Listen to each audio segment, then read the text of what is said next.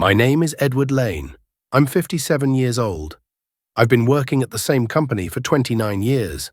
Started on the production line, moved through quality control, then production planning, and for the last 15 years, I've been the operations chief at Summit Industrial Fabrication, just outside of Pittsburgh, Pennsylvania.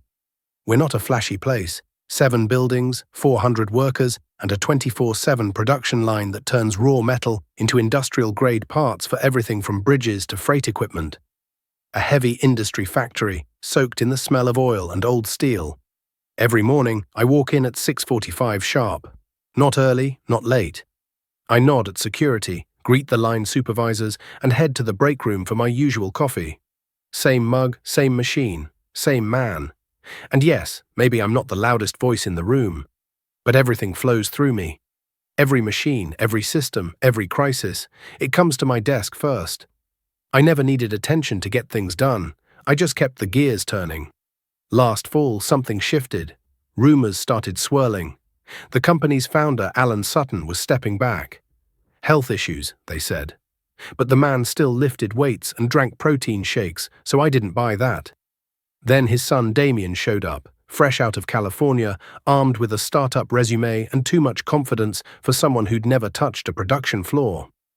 Damien wore tight shirts, carried a tablet everywhere, and smelled like a cologne ad. He talked non-stop about agile workflow, lean manufacturing, and zero-waste culture. All buzzwords, no backbone. Alan, he loved it. That's when I knew the storm was coming. In November, they called me into a meeting. Alan was there. So was Damien and Michelle, the new HR director who used to work in the cosmetics industry. Edward, Alan started, we're shifting to a faster, leaner structure. We're bringing in younger talent. I understand, I said. We'd like to offer you a new role, Damien cut in. A strategic advisor. You'd work remotely, same pay, less stress, weekly reports, mentorship. It's a win-win. I stared at him. I wasn't being offered a promotion. I was being silenced, politely removed. For the record, Michelle added, this decision reflects a modern direction. We think it's better for everyone. That night, I went home and sat at my mother's old kitchen table, pulled out a notebook and started writing. Not planning, remembering. Who came when, what I built, where the systems lived, which equipment I signed off on. Like a soldier preparing for war, not out of vengeance, but to protect what mattered. 2 weeks later, Manny from the night shift came up to me. They've moved me to the morning shift, he said, eyes down. Didn't ask why. Thought maybe you'd know. I didn't, but I knew the pattern. Manny had run night ops for 20 years. Now he was being shuffled out of rhythm. Damien had implemented a rotation plan to improve flexibility, which really meant destabilize the old guard. Then came the second blow. In December, Christmas week, I got an email. The new org chart.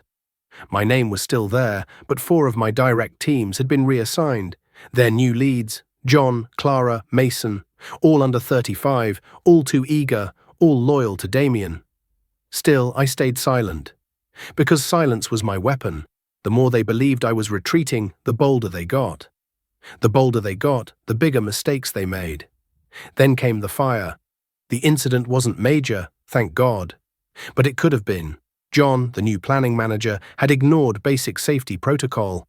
Flammable materials were stored too close to a welding zone. One spark, and we had smoke pouring out of Bay 3. Luckily, no injuries, but OSHA wouldn't see it as small. Damien called me into his office. Edward, this is the new normal, he said. We have to focus on solutions, not procedures. I looked him in the eye. Procedures exist, so we don't need solutions after someone gets hurt. He looked away. January came and the exclusion escalated. No more invites to training sessions.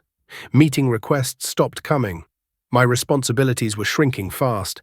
I had become a relic, a man in the building, but not part of it. And no one said a word, because fear ruled now. Damien had started the layoffs. First to go.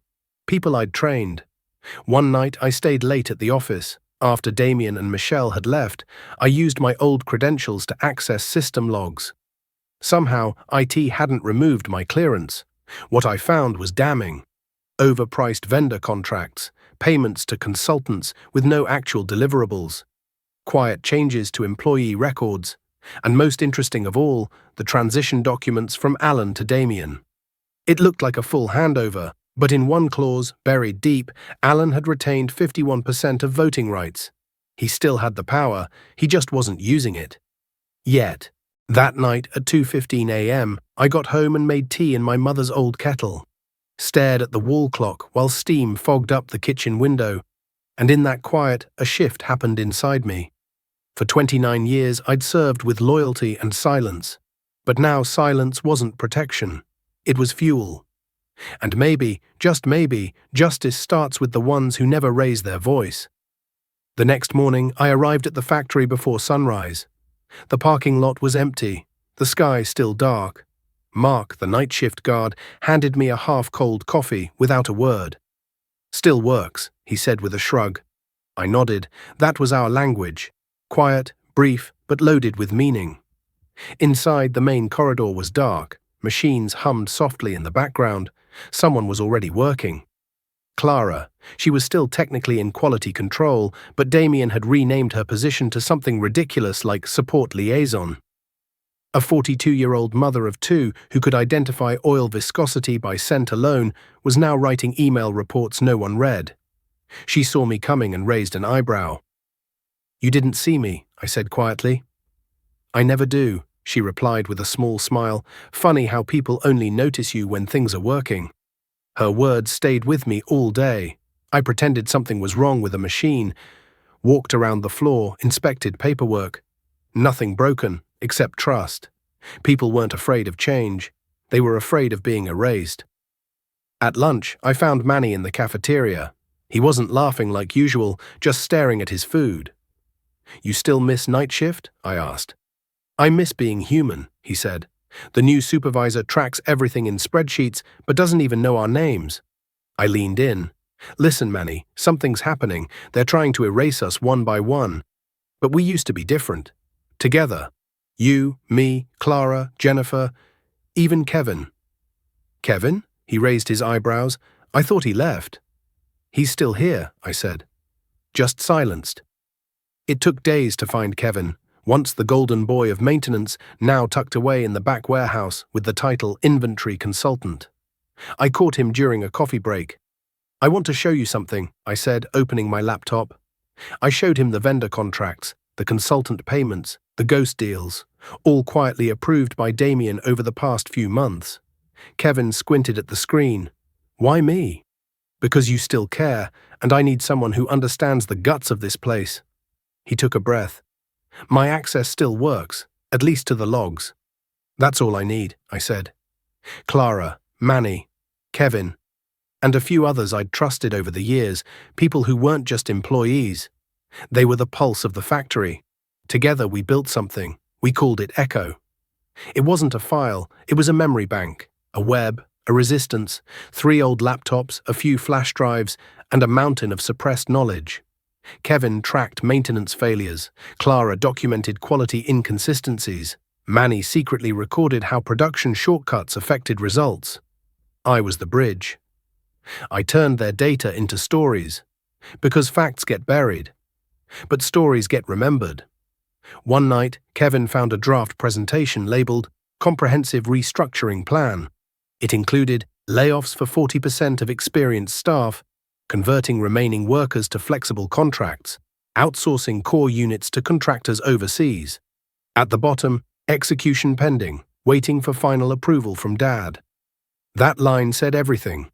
I met with Randy Collins the next morning. Retired safety inspector, old friend. He used to walk these floors with a clipboard and a steel stare. Now he lived in a small house with a dog and a garage full of OSHA manuals. "Is the fire back?" he asked when he saw me. "No flames, just smoke, but it's choking everyone." He reviewed the documents in silence. "Edward, this isn't just negligence. This is corporate sabotage. You sure you're ready for this?" "If we don't stand now," I said, "there won't be a floor left to stand on." He nodded. "Just remember, quiet men bring down loud regimes." Damien noticed the shift. He started sending me passive-aggressive emails, mentioned me in meetings without actually inviting me. Some nights I came back to my desk and found drawers open, files misplaced. It was a message, so I left one too, a yellow sticky note on my desk. The more I stay silent, the worse you get. No signature. But he knew. Echo wasn't just data anymore, it was a living network. Employees I hadn't spoken to in years were reaching out, passing notes, forwarding logs, asking questions. We never met in groups, never used company phones, but we felt it, across floors, across shifts, across silences. A storm was forming, and we were learning to speak without saying a word.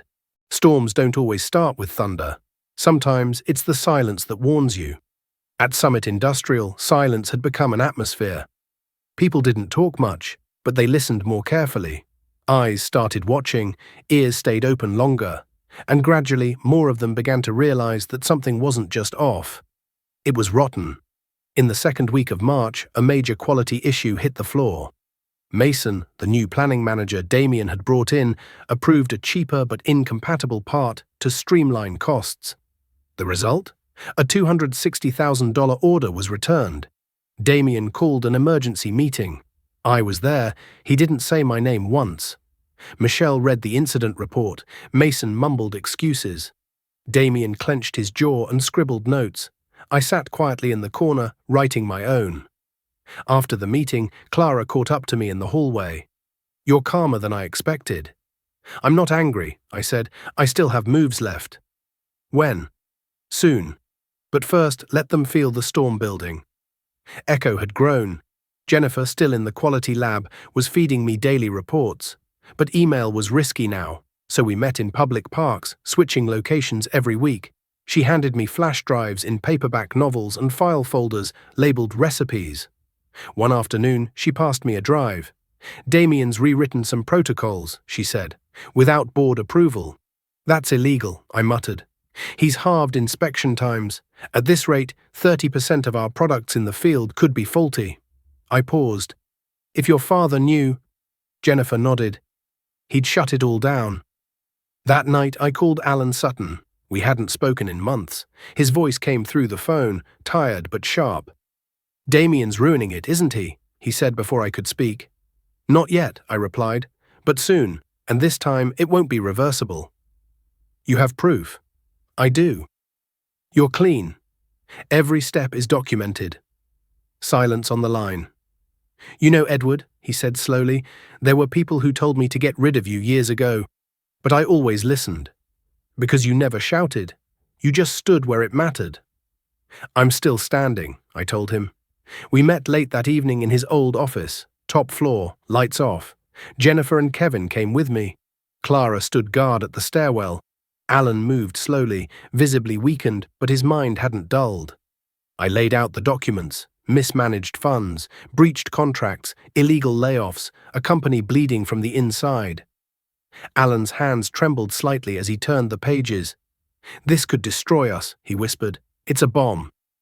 "It's also a chance," I said, "to fix this before it explodes." "What do you want, Edward?" "Not your company, just its soul. And the right people in the right places again." He looked at Jennifer, then Kevin, then back at me. "They're still inside, for now, but they won't be much longer." Alan nodded. He reached into his jacket and pulled out a legal envelope. Inside, temporary assignment of 51% voting control to Edward Lane. Signed, Alan Sutton. "This is temporary," he said, "but it's necessary." I nodded, unable to speak. The next morning, I walked into Damien's office without knocking. Michelle was with him. "You'll deliver all management files and external contracts to me within 24 hours, I said calmly. He looked up, confused. "On what authority?" I handed him the envelope. "New acting CEO, I said. Damien's face froze. He read the document. Slowly. "You tricked him." "No," I said. "He saw the truth. You just ignored it." "I'll fight this," Damien snapped. "Take it to court." "We're already in one," I replied. "Would you like to start with these consultant payments?" He blinked, then said nothing. By noon, my old system access was restored. Kevin returned to systems engineering. Clara got her old schedule back. Jennifer's disciplinary case was closed. Echo wasn't just a whisper anymore. It was the control room. That night, we gathered at Foundation, the little shop we'd turned into a nerve center. Clara, Kevin, Jennifer, Manny, all at the same table with laptops open and blueprints spread. "We've started the fire," I said. "Now we control the burn." "What's the goal?" Jennifer asked. "Justice," I said, "but more than that, structure. Foundation isn't a rebellion, it's a blueprint."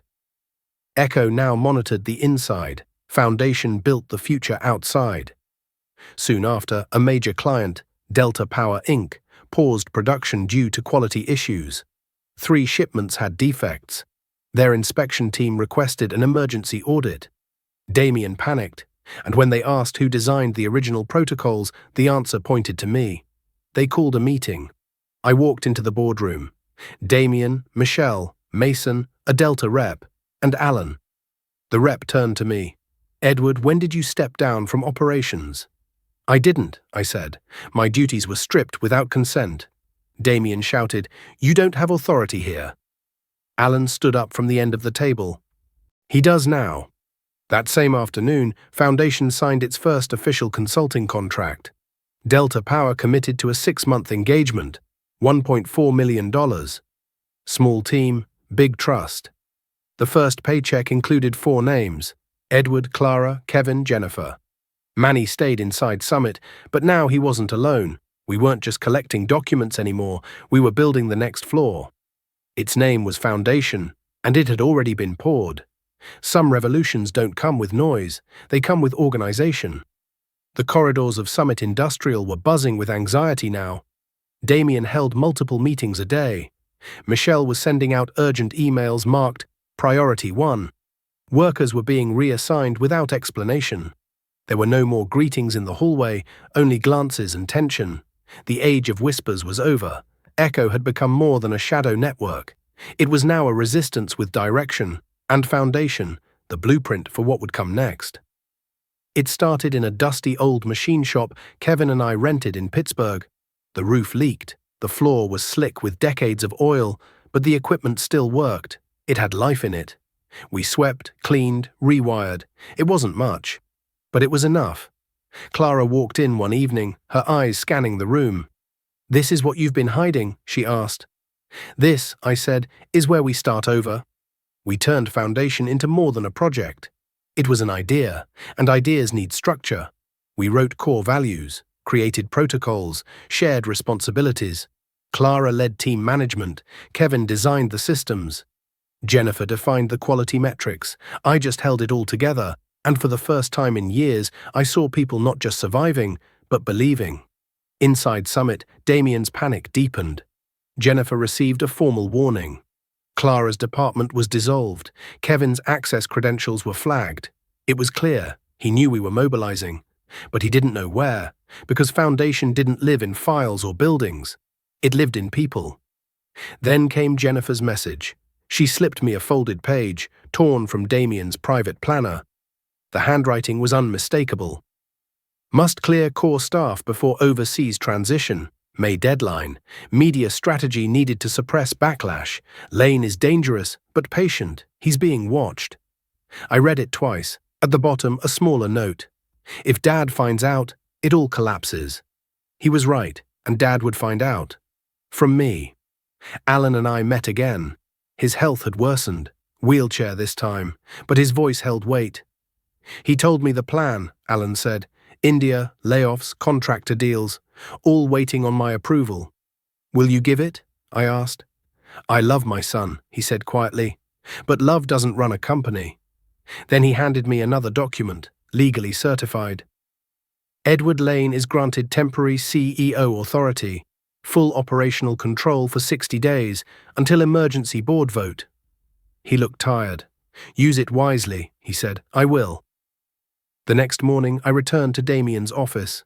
"You'll provide me with all vendor files, department budgets, and external agreements within 24 hours. He laughed. "You're not in charge, Ed." I dropped the envelope on his desk. "Now I am." Michelle's face turned pale. Damien opened the letter. "You manipulated him." "No," I said. "You disappointed him." "I'll sue." "We're already in court," I replied. That same day, Kevin's system access was restored, Clara was reinstated, Jennifer's file was cleared, Echo became not just a movement but the control tower. That evening at Foundation we gathered.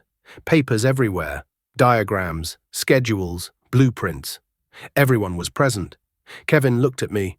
"You just took Summit. What happens now?" "We don't replace their structure," I said.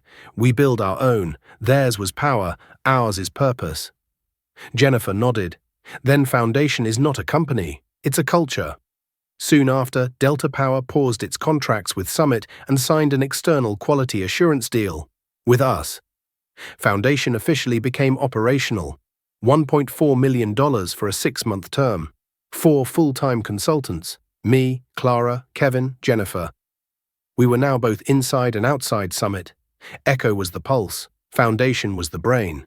Damien returned, this time with a lawyer. He filed for an emergency board hearing to reclaim his position. But it was too late. I now held the votes. The board members who had once been silent began speaking up. Many were already disturbed by Damien's reckless decisions.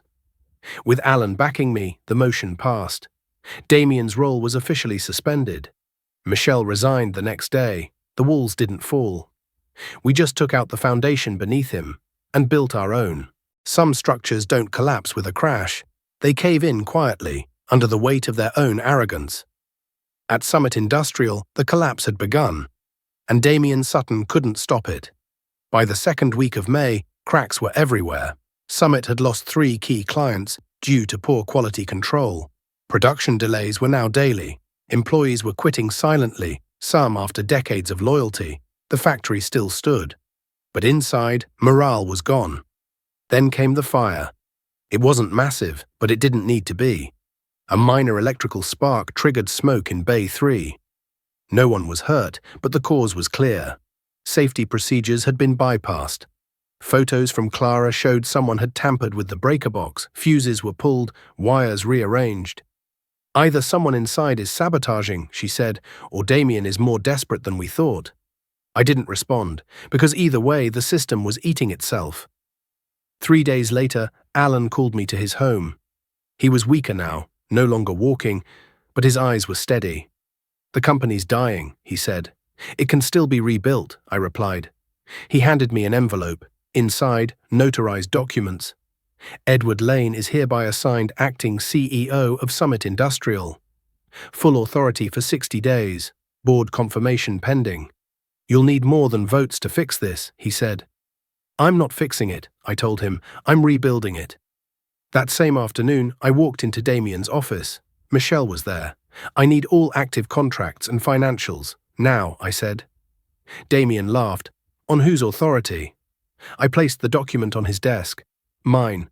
He stared at it, then at me. "This is war," he muttered. "No," I said. "War is over. You lost." Within 24 hours, my system access was restored.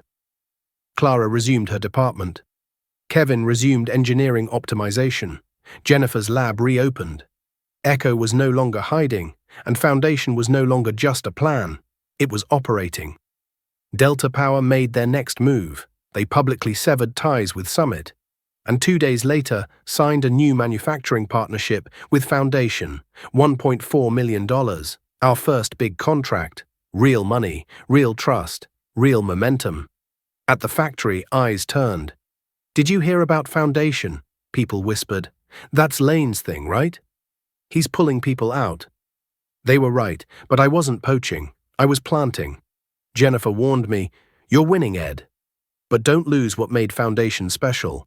She was right. Foundation was born from values, not revenge. We weren't building a company. We were building a philosophy. The next week, Damien filed for a board vote to reclaim power. The board voted unanimously to suspend him. Michelle quit. I didn't celebrate, because victory didn't feel like a win. It felt like responsibility. In early June, I issued my first internal memo as acting CEO. Summit Industrial is returning to its core: integrity, quality, safety. Effective immediately, we are reinstating old standards, and we are partnering with Foundation for innovation and culture alignment. I signed it. Edward Lane, acting CEO. And at the bottom, I added a single line: "This isn't a rebuild. This is a rebirth." Rebuilding doesn't start with bricks. It starts with belief. When I officially took the CEO seat, temporary or not, I didn't walk in with a speech or new policy. I walked in early, before anyone else, coffee in hand, same mug, same hallway, same man. But this time I wasn't invisible. The board had questions, lots of them. "Edward, trust is gone," said Robert Tramble, the oldest board member. "The brand is damaged, morale is low. What are you going to do?" I answered without hesitation. "I'm not rebuilding a company, I'm rebuilding culture." Summit was never about machines. It was always about the people who kept them running. If we get them back, everything else will follow. First thing I did, I went to the floor. I didn't call meetings. I didn't issue memos. I walked the line, station to station. Handshakes, quiet thank yous. No promises, just presence. People didn't smile right away. They weren't sure if it was real. But when I asked someone how their kid's surgery went, and they realized I remembered, they started nodding. It was working. Foundation, in the meantime, was no longer just a quiet workshop. It had become Summit's innovation partner. The at-risk, overlooked ideas that had once been dismissed by Damien were now being developed, tested, and implemented there. Jennifer ran quality strategy. Clara designed flexible work models. Kevin rebuilt the systems from the ground up. I didn't lead them. I trusted them, and they led each other. One day, Alan Sutton wheeled himself into the foundation shop. He looked around at the organized chaos, parts, prototypes, chalkboards with scribbled equations. He smiled. "This," he said, "this is the heartbeat I always wanted Summit to have." I said nothing, because that moment didn't need words. The numbers spoke next. By the end of June, production capacity reached 70%. 3 major clients returned. Employee satisfaction hit 93%. And for the first time in company history, the board requested no cuts to labor. We weren't just surviving, we were breathing again. Then came the board's official meeting. Topic: permanent CEO. I was called in beforehand. "You're the top candidate," Robert told me, "but we have one other nomination, someone from Foundation." I smiled. "I'm neither," I said. His eyebrows lifted. "You're declining. I was here to restore the ground, not to stand on it." "Then who?" I looked out the window. Jennifer stood on the production floor in a white coat, clipboard in hand, speaking to a group of trainees. "Her," I said. The vote was unanimous. Jennifer Lee became the permanent CEO of Summit Industrial. I handed her a letter before I left the building. This factory wasn't built with steel. It was built with people. Protect them, and it will never fall. The next morning, I returned to Foundation. Clara was conducting an orientation.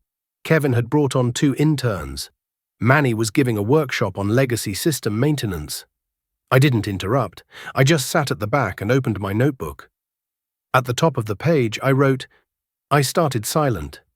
I did my job, but the more I stayed quiet, the worse they got." This wasn't about revenge. It was about value. At the bottom, I signed Edward Lane. That night, I stepped outside. Snow had started falling early, and as the first flakes hit the pavement, I realized something. This wasn't a conclusion. It was just the clearing. For something better. Some stories don't end. They just turn. Summit Industrial wasn't mine anymore, but in truth, it never had been. I was just the steady pair of hands for a while, the voice behind the curtain, the quiet breath that kept things moving, and when I stepped away, if the building still stood, that was legacy enough. When Jennifer stepped into the CEO role, I handed her a single note. This company was never built from metal. It was built from people. Forget that, and it crumbles. Remember that, and it thrives. She didn't forget, and Summit didn't just survive, it grew again. This time not upward, but inward. I returned to Foundation that evening. The place had changed, not just in size, but in spirit. We weren't just fixing broken systems anymore. We were retraining broken people. Men and women discarded by corporate games. Former plant workers, technicians, even managers. No one asked them for output.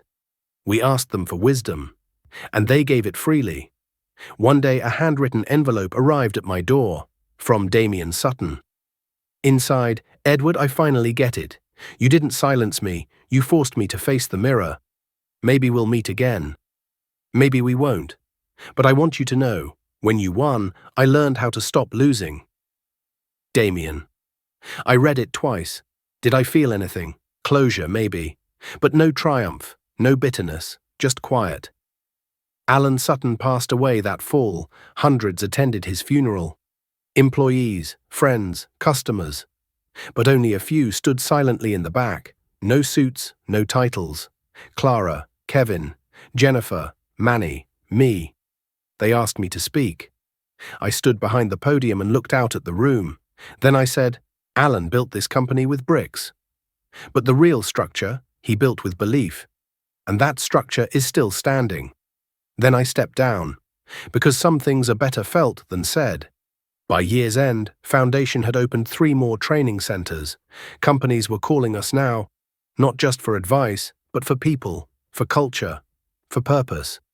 But none of that compared to the phone call I received late one night. Mr. Lane? The voice asked. I'm Joseph. I was one of the guys laid off last year. I'm working at your shop now. I just wanted to say, you didn't just give me work. You gave me back my confidence. I smiled. How can I repay you? He asked. You just did, I replied. Now go give that feeling to someone else. New Year's Eve. Everyone was at the shop, our version of a celebration. Clara brought tea. Kevin baked something strange but edible. Jennifer stopped by from Summit. Manny told the same story 3 times, but we let him. I sat in the back and opened a new notebook. At the top, I wrote, they called it rebellion. But it was just respect. They called us obsolete. But we were the blueprint. And we never needed a spotlight. We just needed each other. Below, I signed Edward Lane. Then I stepped outside. The wind was cold. The sky was empty. And for the first time in a long time, I didn't feel like something was ending. I felt like something was finally beginning.